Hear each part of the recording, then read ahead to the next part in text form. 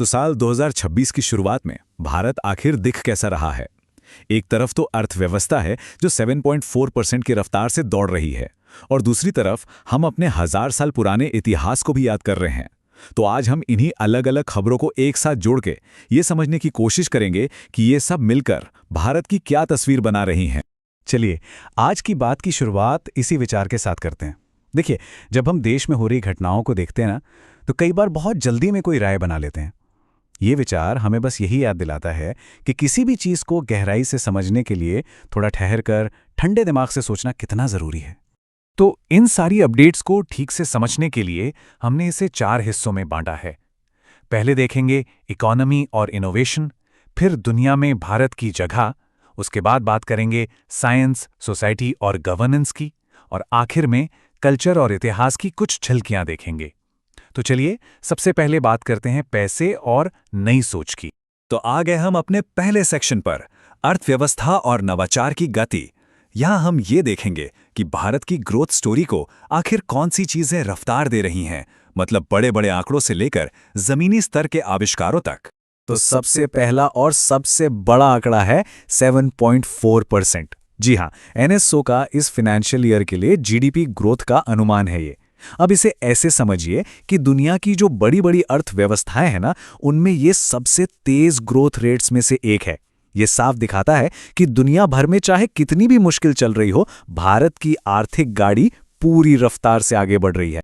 अच्छा, अब आंकड़ों से हटकर एक जमीनी इनोवेशन की बात करते हैं, बायो बिटुमेन। हम हर साल सुनते हैं कि पंजाब हरियाणा में पराली जलाने से दिल्ली में कितना ज्यादा प्रदूषण हो जाता है। ये एक बहुत बड़ी समस्या है। तो ये नई टेक्नोलॉजी क्या करती है? ये उसी पराली से सड़क बनाने का मटेरियल तैयार करती है। और सबसे बड़ी बात, भारत ऐसा करने वाला दुनिया का पहला देश बन गया है। ये तो मतलब एक तीर से 2 निशाने लगाने जैसा हो गया, प्रदूषण का हल भी और विकास का रास्ता भी। अब ये 3 खबरें देखिए। ये दिखाती हैं कि अर्थव्यवस्था में एक साथ कितनी अलग अलग चीजें हो रही हैं। एक तरफ प्रधानमंत्री एआई स्टार्टअप्स के साथ मीटिंग कर रहे हैं, मतलब भविष्य की टेक्नोलॉजी पे पूरा जोर है। वहीं दूसरी तरफ आरबीआई 35 एनबीएफसीज यानी जो नॉन बैंकिंग फाइनेंस कंपनियां होती हैं, उन पर एक्शन ले रहा है क्योंकि वो नियमों का पालन नहीं कर रही थीं। तो ये एक तरह का संतुलन दिखाता है कि नई चीज़ों को बढ़ावा भी देना है और साथ ही साथ सिस्टम को साफ सुथरा भी रखना है। चलिए, अब आते हैं सेक्शन 2 पर, विश्व मंच पर भारत।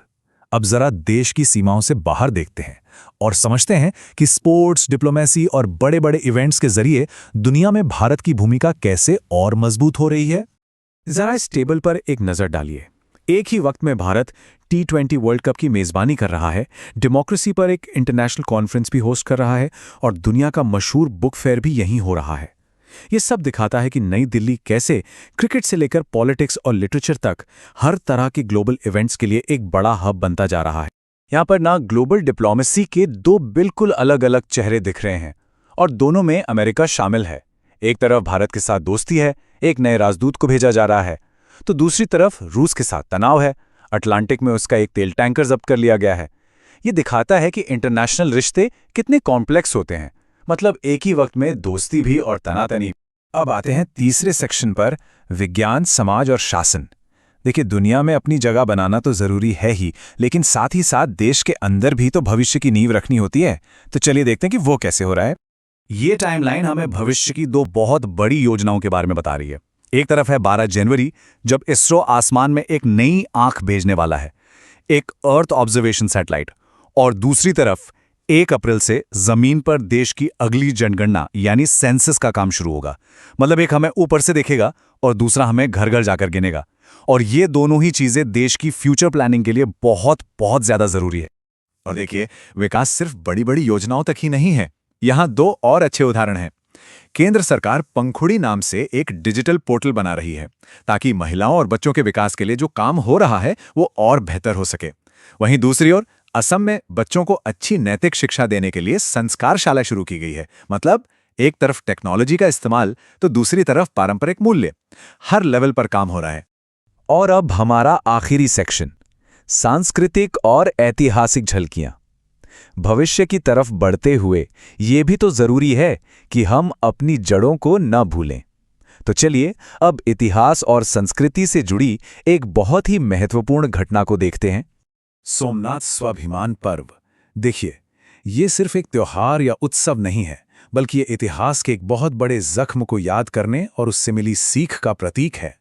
आज से ठीक 1000 साल पहले 1026 में आक्रांता महमूद गजनवी ने सोमनाथ मंदिर पर हमला किया था, उसे तोड़ा था। इस घटना को भारत के इतिहास में एक बड़े सांस्कृतिक हमले के तौर पर देखा जाता है। तो आज इस दिन को मनाना उस हमले के बावजूद मंदिर के बार बार उठ खड़े होने और अपनी सांस्कृतिक पहचान को बचाए रखने के जज्बे का प्रतीक है। तो हमने अर्थव्यवस्था की रफ्तार देखी, दुनिया में भारत की बढ़ती भूमिका को समझा, साइंस और समाज के प्रोजेक्ट्स पर नजर डाली और इतिहास की एक अहम घटना को भी याद किया। अब सवाल ये उठता है कि जब हम इन सभी अलग अलग डॉट्स को जोड़ते हैं तो 2026 में भारत की आखिर कौन सी बड़ी तस्वीर उभर कर सामने आती है?